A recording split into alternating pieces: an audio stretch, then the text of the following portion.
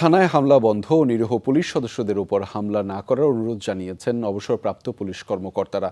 রাজধানীর ইস্কাটনে police officers মেসে এক ব্রিফিংয়ে এই আহ্বান জানিয়েছেন অবসরপ্রাপ্ত ডিআইজি খান সাইদ হাসান। তিনি বলেন, গুম, খুন ও জনগণকে যারা নির্যাতন করেছেন তারা অনেকেই এখন পলাতক ও গা ঢাকা দিয়েছেন। এখন যারা রয়েছেন তারা সবাই নিরীহ পুলিশ সদস্য। তাদের জীবন রক্ষার সবার প্রতি আহ্বান জানিয়েছেন তিনি।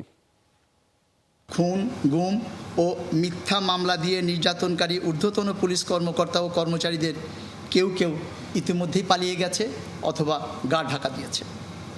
যারা এখন প্রকাশ্যে আছে তারা বেশিরভাগই আসলে নিরীহ ও নিরুপায় নিম্নপদস্থ কর্মচারী। আপামর সংক্ষুব্ধ জনগণের প্রতি উদ্দেশ্যে আমাদের বিনীত নিবেদন, আপনারা দয়া করে নিরীহ নিরপরাধ পুলিশ যারা আপনাদেরই ভাই বোন কিংবা সন্তান, আক্রমণের পরিবর্তে তাদের জীবন রক্ষায় এগিয়ে আসুন।